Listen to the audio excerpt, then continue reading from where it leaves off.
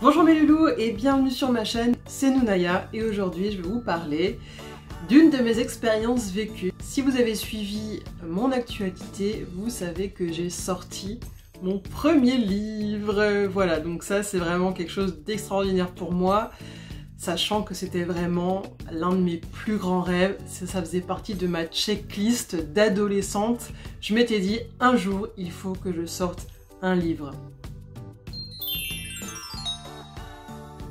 J'imagine que je ne suis pas la seule à avoir ce rêve de publier un livre. Je vais vous raconter un petit peu comment moi ça s'est passé, quelles ont été les étapes et comment ça se passe un petit peu en coulisses. Alors tout a commencé en novembre 2018 quand la maison d'édition jeunesse Fleurus m'a contactée. Une éditrice a pris contact avec moi via ma chaîne YouTube pour me proposer une collaboration. Le projet n'était pas encore clairement défini.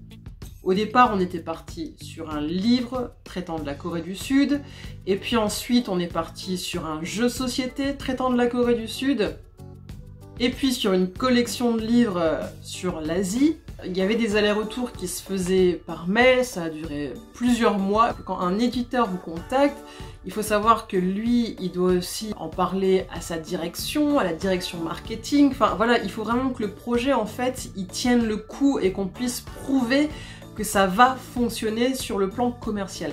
Ce qui est totalement normal, une maison d'édition, avant tout, c'est un commerce, hein, donc qui veut vendre ce qu'il produit. Finalement, ça s'est donc arrêté sur un livre qui parlerait de la Corée du Sud et peut-être un deuxième opus qui parlerait du Japon. Donc là, on était parti sur une mini collection. Et j'ai donc commencé à rédiger quelques textes début 2019. Donc j'avais déjà un petit contenu qui était en cours sur la Corée du Sud. Finalement, le projet a encore évolué et là, il s'est définitivement fixé sur un livre Corée Japon. Et là en fait ça m'a fait un petit peu paniquer parce que j'avais commencé à écrire uniquement sur la Corée. Je me suis dit mais attends, comment je vais faire pour mettre en parallèle la Corée et le Japon? Je vais devoir revoir mes textes, ça veut dire que les textes que j'ai commencé à écrire, je vais pas pouvoir les utiliser tels quels, je vais devoir les modifier. Bref, j'ai vraiment eu un moment de panique où, mais vraiment, je me suis découragée. Je me suis dit, mais comment je vais m'en sortir? En fait, tout est devenu super fou dans ma tête, alors que j'avais déjà plein de thématiques pour la Corée, j'avais plein d'idées, j'avais déjà une vision de ce à quoi allait ressembler le livre sur la Corée. Sachant qu'à ce moment-là, j'avais pas encore signé le contrat en fait, mais j'avais commencé à bosser de mon côté. Finalement, le 18 juillet 2018, j'ai reçu mon contrat. Et je l'ai signé. Donc là, on était bel et bien parti sur le projet. Là, c'était officiel parce que tant qu'on n'a rien signé, il faut pas trop crier à la victoire, on sait jamais. C'est une grosse maison d'édition, mais moi, c'est la première fois que je suis auteur d'un livre. Je sais pas comment ça se passe. Je connais pas non plus finalement la réputation ou le sérieux de cette maison d'édition, même si c'est une très grande maison d'édition. Donc je sais pas si je peux me faire planter du jour au lendemain. Au final, j'en sais rien. À ce moment-là, je ne sais pas ce qui va se passer. Et donc quand j'ai le contrat, là, soulagement, je sais que c'est parti. Et en même temps, grosse pression parce que là, ça y est quoi. J'ai signé quelque chose, je dois m'engager à aller au bout du projet et à fournir du contenu de qualité. Sachant que je suis une personne qui a beaucoup de mal en fait sur la durée, je me lasse rapidement, j'ai l'impression d'être assez lente parfois. Donc là, j'avais des délais aussi, il fallait que je les tienne. Signer un contrat, ça inclut aussi du coup toucher des droits d'auteur et surtout une avance sur droits d'auteur. Alors comment ça se passe? Sur les livres que vous allez vendre, vous allez toucher un pourcentage qui est souvent assez bas par rapport à celui de l'éditeur. Ça peut aller de 4% à 10 ou 15%, ça dépend de plein de facteurs. Je vous donnerai pas mes chiffres à moi précisément parce que je vous dis, ça dépend de plein de facteurs et c'est quelque chose qui se négocie. Hein. J'ai négocié mon contrat, j'ai négocié mon pourcentage, j'ai négocié mon avance sur les droits d'auteur. Ça, c'est vraiment à chacun de négocier et puis ça dépend aussi de votre ancienneté, etc., de votre popularité, notoriété et tout ça. Ce qui pour moi en tout cas était le plus important à ce moment-là, c'était de toucher une avance sur droit d'auteur. L'avance sur droit d'auteur, ça veut dire qu'on vous paye déjà à l'avance les droits d'auteur que vous pourriez toucher au moment de vendre le livre. Tant que vous n'avez pas atteint ce plafond-là en termes de pourcentage de vente des livres, eh bien vous ne touchez pas plus sur la vente des livres en cours. Pour moi, ce qui était important, c'était de pouvoir me concentrer entièrement sur la rédaction de ce livre, sachant que là, mon délai était de 4 mois. J'avais 3 deadlines, donc sachant que j'avais signé le contrat le 18 juillet, j'avais le 16 septembre, première partie à rendre, le 15 octobre, deuxième partie, et le 15 novembre, je devais avoir rendu tous les textes. Donc ça faisait à peu près 4 mois d'écriture, sachant que j'avais quand même déjà rédigé un petit peu avant, et tant mieux, heureusement.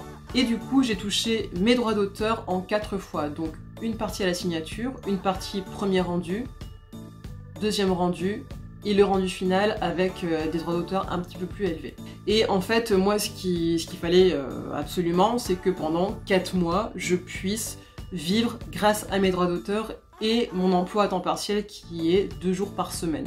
Globalement, pendant 4 mois, ça m'a permis d'avoir un SMIC. Donc j'ai pu m'en sortir grâce à ça pendant 4 mois et j'ai pu du coup vraiment y mettre tout mon temps, mon énergie dans la rédaction de ce livre. Ce qui était vraiment génial pour moi, c'est que j'ai eu une totale liberté. Et ça, c'est vraiment une chance pour un auteur. C'est-à-dire que on avait un projet, on savait où on voulait aller, mais après c'était à moi de proposer les thèmes, de proposer le contenu, et du coup j'ai vraiment pu me faire plaisir. Alors bien sûr il y avait des choses qu'il fallait absolument aborder parce que c'était indispensable, même si moi c'était pas des thématiques qui me passionnaient forcément, mais il faut quand même forcément que ça plaise à un large public, il faut que ça se vende, il faut que ça touche le public cible. Disons qu'il y a des choses aussi que j'ai écrites qui n'ont pas pu être regardées parce que c'était trop mature, par exemple. Il faut penser que quand vous êtes sous contrat avec une maison d'édition, le livre va vous ressembler au maximum, mais il peut être un petit peu parfois dénaturé ou ce sera pas 100% comme vous l'avez écrit au départ, et ce qui est normal parce qu'une fois de plus je vous rappelle qu'il faut que tout le monde soit d'accord. Voilà, la direction commerciale, marketing, il faut que tout le monde à la fin y trouve son compte. Et il faut pas oublier quand même que quand on se fait éditer par une maison d'édition, c'est que eux ils mettent vraiment énormément de moyens. On est sûr d'avoir une super impression, on est sûr d'avoir de la communication derrière, une équipe marketing, on est sûr aussi d'avoir des revendeurs. Là je sais que mon livre va être vendu à la Fnac, au Furet du Nord, sur internet, peut-être sur Amazon, enfin il va être vraiment trouvable partout. Ça c'est vraiment, il va avoir de la visibilité, chose que si moi je m'auto-éditais, alors peut-être que oui je toucherais tous les bénéfices du livre, mais j'en vendrais combien? Enfin j'aurais aucune visibilité, donc c'est quand même, ça peut être très intéressant d'être édité par une maison d'édition, même si bah voilà, vous pouvez pas, il y a quand même des choses à respecter évidemment, quoi, pour que tout le monde soit content. Au niveau de la rédaction du livre, eh ben, ça a été parfois difficile, je vais pas vous mentir. Il y a des moments où on n'est pas inspiré, il y a des moments où on n'a pas envie, il y a vraiment des chapitres sur lesquels j'ai passé énormément de temps, et il y a un chapitre que j'ai adoré, c'est le chapitre Frisson, dans lequel je raconte un petit peu des histoires d'horreur, enfin des lieux un petit peu creepy, des légendes urbaines.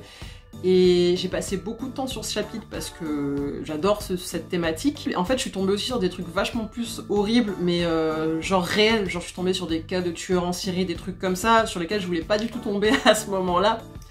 Et j'ai commencé en fait à psychoter un petit peu pendant la période où j'écrivais ce chapitre. Je me souviens même que déjà je dormais très mal. Et un soir, je suis rentrée dans ma salle de bain. Et dans ma baignoire, enfin dans ma douche, j'ai vu genre une fille avec des longs cheveux debout dans ma douche, quoi. Ça a duré un quart de seconde, hein. J'ai su que c'était une hallucination, mais en fait, j'étais tellement plongée dans ce délire que j'ai commencé à me sentir mal. Et c'est con, mais c'est un chapitre qui m'a un peu fait tourner la boule, hein, mais c'est dingue, quoi. Mais c'est ça, hein, c'est que des fois on est tellement aspiré par un truc que tu commences à vivre le truc toi-même, quoi. C'est assez fou. Alors ensuite, du 15 novembre au 31 mars, Eh bien, ça a été le moment de la relecture. Donc c'est-à-dire que quelqu'un qui a été payé pour ça a relu tous mes textes, il les a adaptés justement à la cible, au nombre de caractères. J'avais beaucoup trop écrit, donc il y a beaucoup de choses qui ont dû être enlevées, raccourcies. Comme je vous le disais avant, des passages un petit peu trop matures ou des thématiques un peu trop adultes qu'on a dû enlever. Et après voilà, ça a été des allers-retours, moi j'ai relu, on m'a montré la mise en page, voilà, il y a aussi un graphiste qui a travaillé sur le projet, donc qui a fait toute la mise en page, et à chaque fois ça revenait vers moi, et puis je refaisais des corrections, puis bon ça n'allait pas, là il fallait changer la photo parce que c'était pas tout à fait ça, etc., changer les légendes des photos, enfin il y a des choses aussi, moi avec mes connaissances de l'Asie, il fallait aussi que j'ai l'œil là-dessus, parce qu'il y a certaines choses, il y avait quelques petites erreurs, et si je les avais pas vues, bah du coup...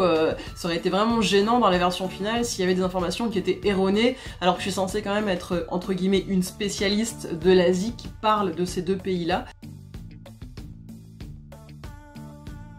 Ah oui, puis je n'ai pas parlé d'une chose aussi très importante, l'illustratrice. On a eu une illustratrice au départ, et finalement, elle n'a pas pu continuer à bosser sur le projet, donc il a fallu trouver une autre illustratrice en urgence, et j'ai mis une annonce sur ma story Instagram, sur mon compte Nunaya World, et une personne a répondu qui s'appelle Saul, une illustratrice qui fait des BD très très drôles, et franchement elle est vraiment tombée du ciel, mais vraiment au moment où on en avait besoin, et je vous remercie aussi d'avoir relégué l'information sur vos réseaux, parce que vraiment du coup ça a fonctionné, quelqu'un a répondu, quelqu'un qui me connaissait pas, c'était pas du tout une abonnée à mon compte, je crois que c'est quelqu'un qui lui a parlé de l'annonce, enfin bref, merci beaucoup, vraiment. Du coup, c'est devenu voilà une collaboration avec cette illustratrice, avec le graphiste qui a bossé sur la maquette, avec aussi les personnes qui sont intervenues dans le livre. J'ai contacté aussi des amis ou des non-amis, mais des personnes qui avaient l'air d'avoir des profils intéressants pour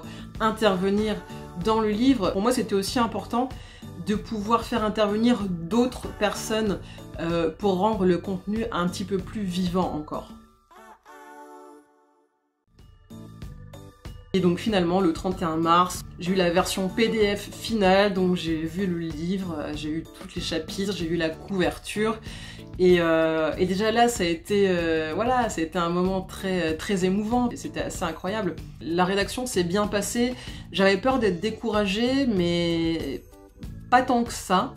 J'ai quand même des moments de stress, des moments de doute, évidemment. Jamais j'ai voulu abandonner, de toute façon je pouvais pas, j'étais sous contrat, donc c'était pas possible. J'ai réussi à finir dans les temps, donc voilà, très fière de moi, très contente. Mais ça a quand même été un marathon, quoi. Rendez-vous compte que l'idée du projet a été lancée en fin 2018, et finalement il a été finalisé fin mars, mais c'est quand même un long projet de longue haleine. Si vous avez des questions, n'hésitez pas à les poser en commentaire. N'hésitez pas même à me contacter en privé si vous voulez qu'on en discute, si vous avez des questionnements, des inquiétudes. Je vous dis à très bientôt pour une prochaine vidéo. N'hésitez pas à vous abonner à ma chaîne si ce n'est pas encore fait. Abonnez-vous à mes comptes Instagram Nunaya World et Lady Strange Fox, mon compte photo. Je vous dis à très bientôt et je vous fais plein de bisous. Bye!